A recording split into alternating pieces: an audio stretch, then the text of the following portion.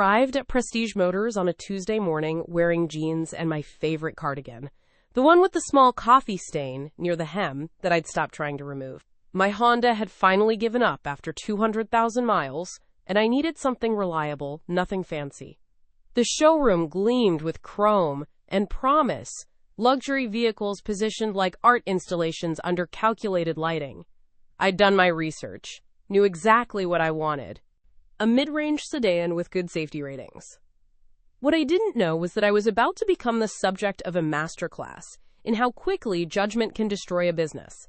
The salesman who approached me, I'll call him Derek, though you'll learn his real name soon enough, assessed me in approximately 3 seconds.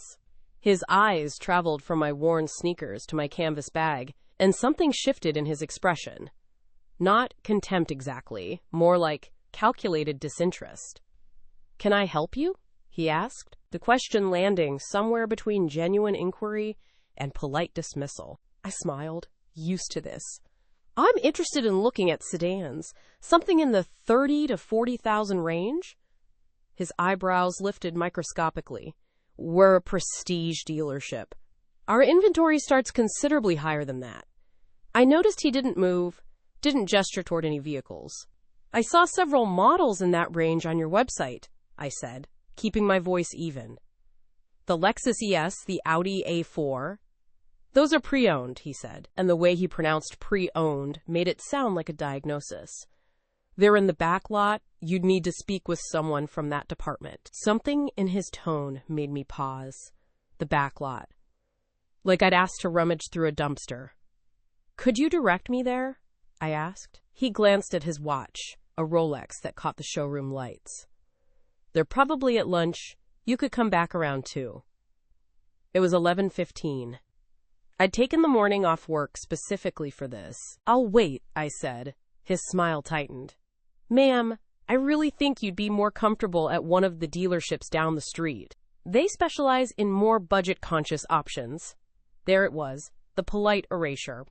I'd seen it before in different contexts, the subtle suggestion that I didn't belong, that my presence was somehow incorrectly calibrated for this space. But I'd never experienced it quite this directly, with such smooth assurance. "I'd like to speak with a manager," I said. Derek's smile never wavered. "Of course, let me see if Mr. Garrison is available." He disappeared into a back office, and I stood there among the gleaming vehicles, invisible. Other customers browsed nearby, a couple in tennis whites examining an SUV, a man in a business suit listening intently as another salesman explained horsepower specifications. No one approached me. When Derek returned, he was accompanied by a man in his 50s wearing a suit that probably cost more than the car I was trying to buy. "I'm Richard Garrison, general manager," he said, extending his hand with the warmth of someone fulfilling an obligation. "How can I assist you today?" I explained again what I was looking for, showed him screenshots from their website on my phone. He glanced at them with the expression of someone being shown finger paintings by a child. "Mrs." He paused, waiting for my name. "Chen," I supplied. I didn't correct the Mrs. part, though I wasn't married then, not in any conventional sense. "Mrs. Chen, I appreciate you coming in, but I think Derek was trying to help you understand that we focus primarily on luxury vehicles. The models you're referencing are older inventory we're preparing to auction. They're not really representative of what Prestige Motors offers." "So you won't sell them to me?" I asked. "It's not that we won't," Garrison said, his voice taking on a pedagogical tone, as if explaining economics to someone who'd never encountered currency. "It's that it wouldn't make sense for either of us.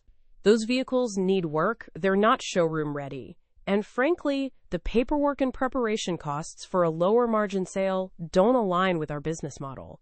I let that sink in.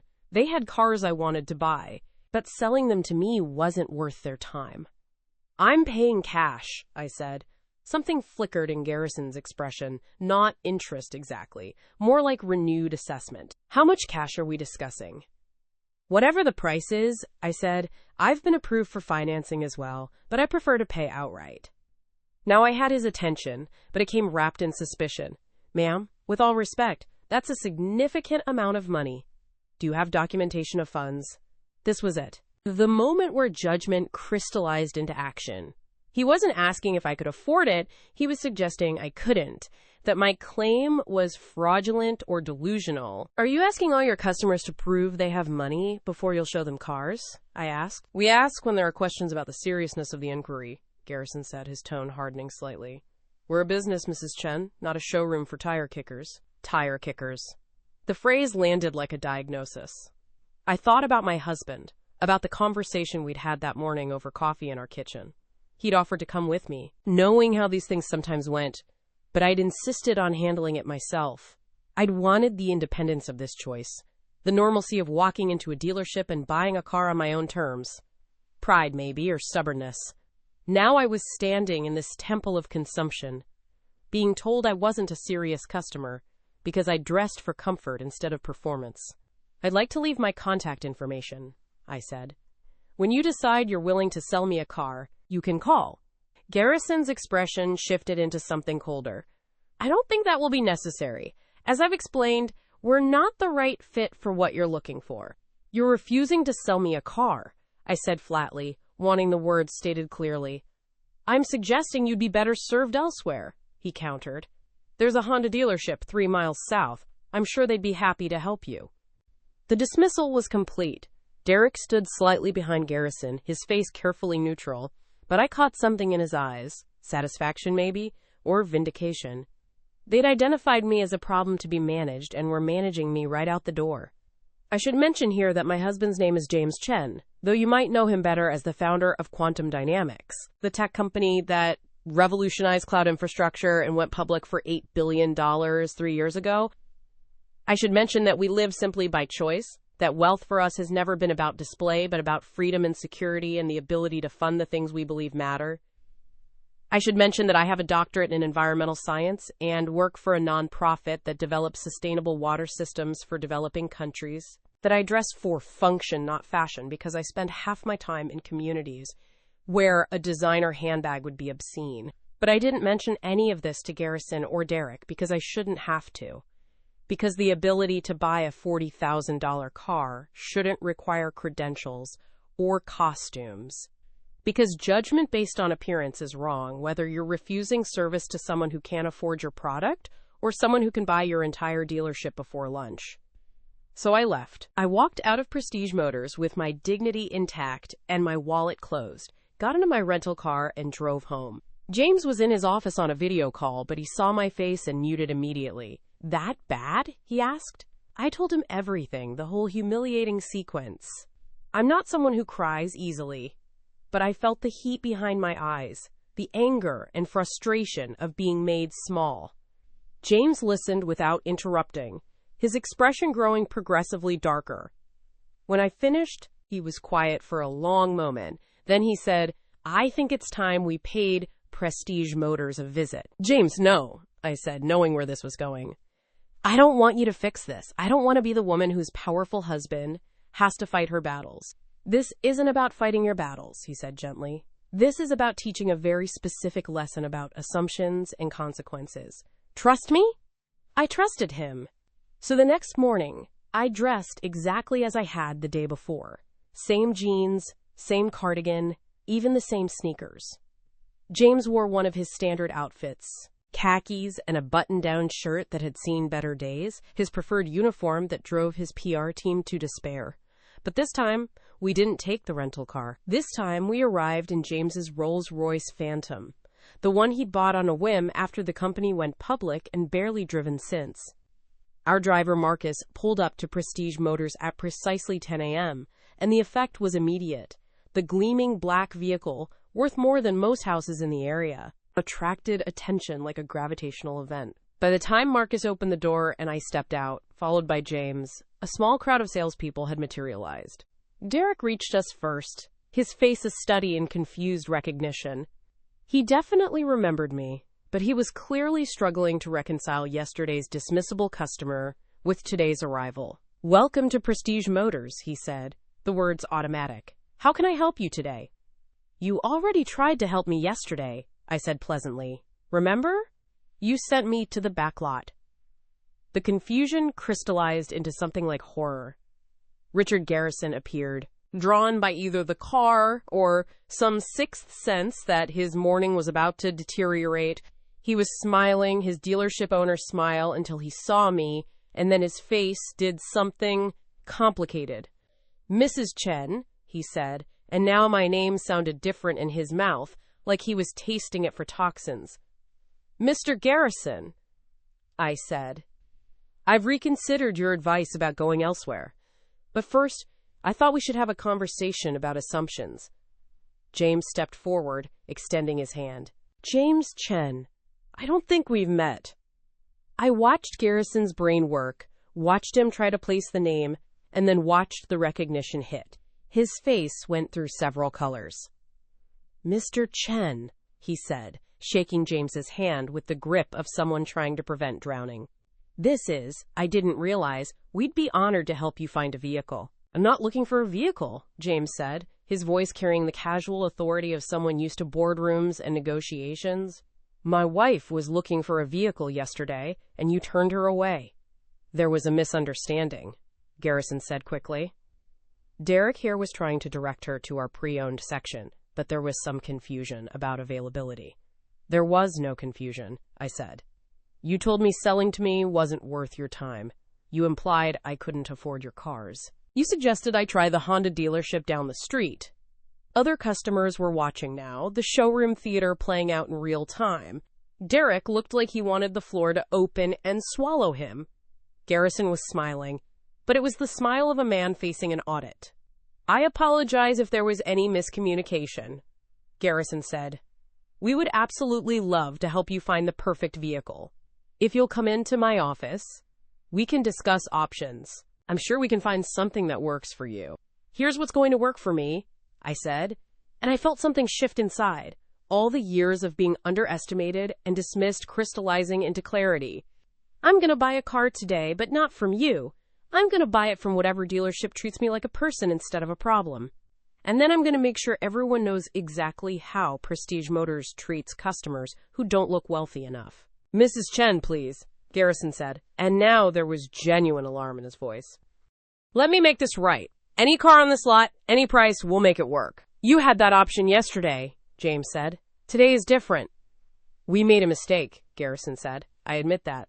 Derek made a judgment call that was wrong, and I supported it when I should have questioned it. But we're willing to do whatever it takes to earn your business." I looked at Derek, who was staring at his expensive shoes. "Do you have anything to say?" I asked him. He looked up, and there was something raw in his expression. Fear, maybe, or the dawning realization that his assumptions had consequences. "I'm sorry," he said. "I judged you based on how you looked, and that was wrong. I cost the dealership a sale and I embarrassed you, and I'm genuinely sorry." It was probably the most honest thing anyone had said to me in this building. "Apology noted," I said, "but here's what you need to understand. I'm not angry because you cost yourself a sale. I'm angry because this happens constantly. To people who don't have the option of coming back in a Rolls-Royce to make a point, I'm angry because your prejudice is systemic, and today I just happen to be in a position to expose it." Garrison's face had gone through alarm and was settling into calculation. "What would you like us to do?" he asked. It was a business question, an opening negotiation. He was trying to figure out the price of my silence. "I want you to train your staff," I said. "I want you to implement policies that prevent this from happening again. I want you to understand that every person who walks through your door deserves basic respect regardless of how they're dressed or what car they drove here in." "Absolutely," Garrison said. "We'll implement new training immediately. You have my word." "Your word means very little to me right now," I said, "but I'll give you a chance to back it up. I'm going to come back here in 3 months, dressed exactly like this, and I'm going to see how I'm treated. If things have changed, genuinely changed, then maybe I'll reconsider. If they haven't, then this video is going public." I held up my phone. I'd been recording since we arrived, a fact that drained what little color remained from Garrison's face. "You can't," he started. "Actually, I can," I said. "This is a public business, and I'm documenting my experience as a customer. You might want to check with your lawyers, but I'm fairly confident about the legality." James smiled, the expression of someone enjoying a well-played game. My wife has a doctorate and works with international law regularly. She's very confident about the legality. We left them there in the showroom, Garrison already pulling Derek aside for what would probably be an extremely unpleasant conversation. Marcus held the door as we climbed back into the Rolls-Royce, and as we pulled away, I saw through the window that several customers were clustered around Garrison, clearly asking questions. "Feel better?" James asked. "Not really," I said honestly. "I feel like I proved a point, but the point shouldn't need proving." "No," he agreed. "It shouldn't." We drove to Lexus of Riverside, a dealership 30 minutes away. I walked in wearing my jeans and cardigan, and a saleswoman named Angela greeted me with a genuine smile. She didn't look at my clothes or my bag, she looked at my face. "Hi there," she said. "What brings you in today?" "I need a car," I said. "Something reliable, good safety ratings, around 40,000. "Perfect," Angela said. "I've got a few models that might work. Did you want to start with a test drive or talk specs first?" It was that simple. 20 minutes later, I was driving a Lexus ES, and Angela was pointing out features without talking down to me. An hour after that, I was signing paperwork. I paid cash, and Angela's only reaction was to process the payment efficiently and thank me for my business. "You know," she said as she handed me the keys, "I love my job because I get to help people find the right car for them. It's not about the sale, it's about the match. You seem really happy with this choice." "I am," I said, and I was, not just with the car, but with the entire experience. This was how it should work: simple human respect, professional service, no performance required. When we got home, James opened his laptop. "So," he said, "what are we doing about Prestige Motors?" I thought about it, about Garrison's panic and Derek's apology, about the systemic nature of what had happened. "I'm writing about it," I said.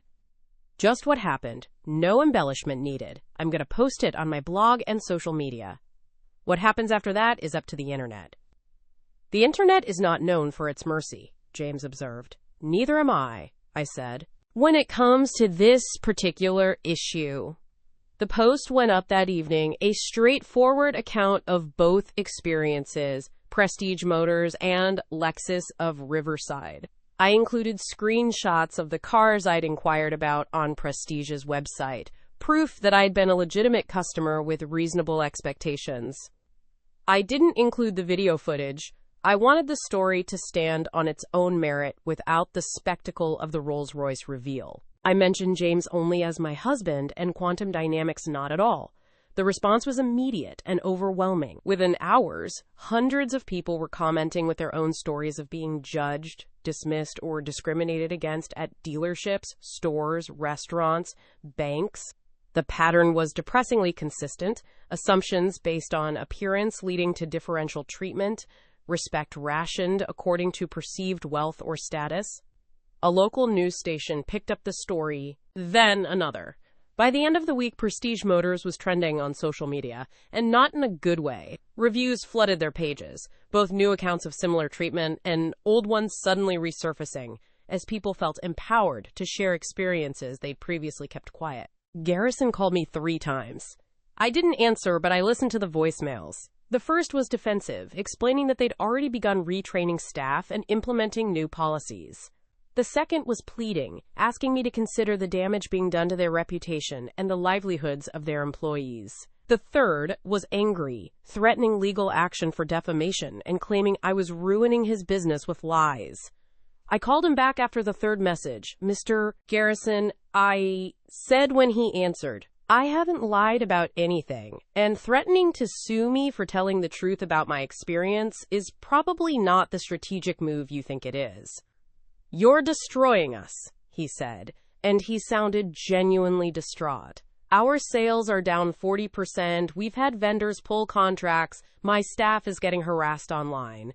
"I'm sorry your staff is being harassed," I said, and I meant it. That's not what I wanted, but I'm not responsible for how people react to learning about discrimination. I'm only responsible for telling the truth about what happened to me. "What do you want?" he asked. And it was the same question as before, but with the weight of desperation behind it. "I told you," I said. "Real change, not a crisis management response. Actual systemic change in how you operate." "We're doing that," he said. "We've hired a consultant. We're revising our training program. We've let go of 2 employees who had patterns of similar behavior. Derek? I asked. Derek is on probation, Garrison said. He's young, and this might be the wake-up call he needs. But we had 2 senior salespeople whose records showed consistent bias. They're gone. I felt something complicated about that. Relief that action was being taken, but also awareness that people had lost jobs, that consequences rippled outward in ways I couldn't fully control. Send me your new policies, I said. Let me review them. If they're substantive, I'll update my post to acknowledge that you're taking action. Thank you, Garrison said, and he sounded like I'd offered him oxygen. The policies arrived the next day. Detailed protocols about customer engagement, explicit prohibitions against appearance-based discrimination, mandatory training with accountability measures. They weren't perfect, but they were real, more than I'd expected. I updated my post, acknowledging Prestige Motors' response and noting that they appear to be taking the issue seriously. The internet was less forgiving than I was, but gradually, the attention moved on to other outrage, other injustices. 3 months later, I kept my promise. I returned to Prestige Motors wearing the same jeans and cardigan, my canvas bag slung over my shoulder. I left the Rolls-Royce at home and drove my new Lexus, parking between a BMW and a Mercedes in the customer lot. The showroom looked the same, all glass and gleaming chrome, but something felt different. Maybe it was just my awareness, or maybe there was actually a shift in the energy. A saleswoman approached me immediately, smiling. "Good morning," she said. "Welcome to Prestige Motors. I'm Jennifer. What can I help you with today?" "I'm just looking," I said, watching her reaction. "Take your time," Jennifer said. "If you have any questions or want to test drive anything, just let me know. Can I get you some coffee or water while you browse?" I accepted the coffee and wandered the showroom. 2 other salespeople greeted me as I examined vehicles, both friendly and professional, neither making assumptions about what I could or couldn't afford. Derek wasn't visible, but I spotted Garrison in his office. He saw me through the glass wall and stood, something like resignation on his face. He came out to the showroom floor. "Mrs. Chen," he said, "I wondered if you'd actually come back." "I said I would," I replied. "How are things?" "Different," he said. "Better, I think. Harder in some ways, easier in others. We've lost some longtime customers who didn't appreciate the changes, but we've gained new ones who appreciate being treated with respect." "That's the trade-off," I said. "Some people prefer the old system because it worked for them." "It worked for us too," Garrison said. "Or we thought it did. Turns out we were leaving money on the table and alienating entire demographics. The consultant you shamed us into hiring showed us data that was pretty damning. We've been operating on outdated assumptions for years." "Most businesses are," I said. "It takes something dramatic to force change." We stood there for a moment, 2 people on opposite sides of an incident that had reshaped his business and become a footnote in my life.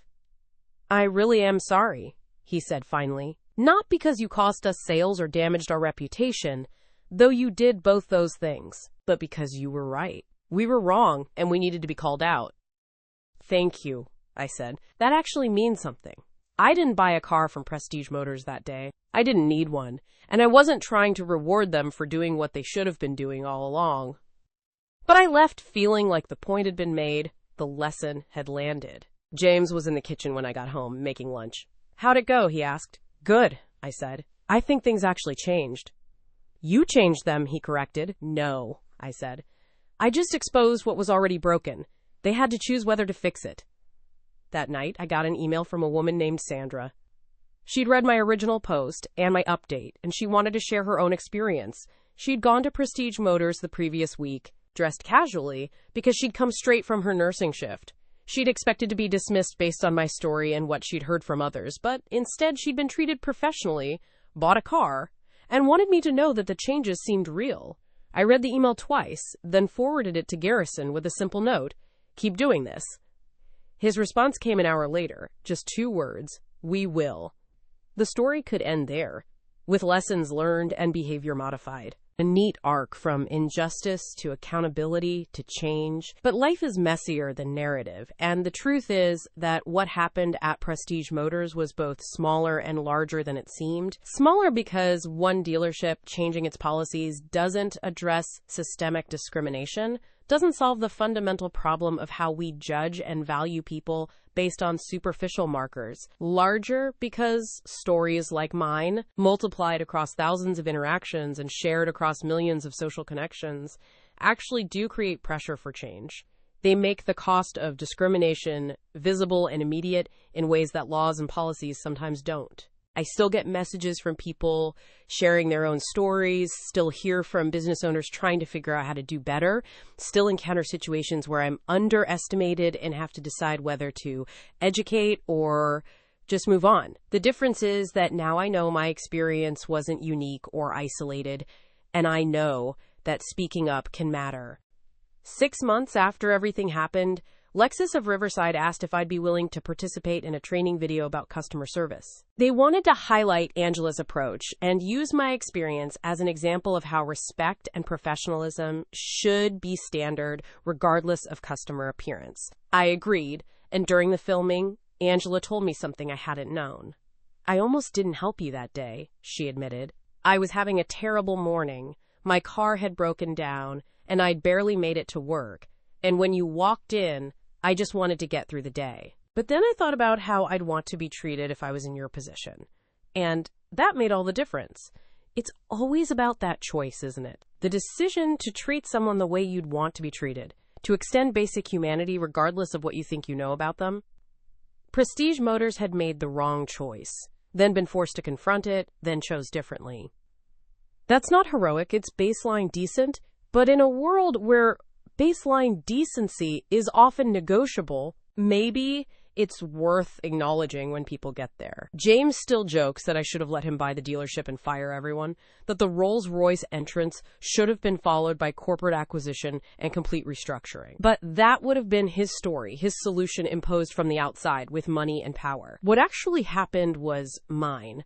Messier and slower, but maybe more meaningful because it required Garrison and his staff to actually think about their behavior and choose to change it. I drive my Lexus every day now, and sometimes when I'm at a stoplight or in a parking lot, I think about all the assumptions people are making about me based on what they can see. Sometimes I'm amused by it, sometimes I'm frustrated, occasionally I'm angry enough to address it directly. But mostly, I've learned to hold the complexity of being both visible and invisible, seen and overlooked, judged and misjudged.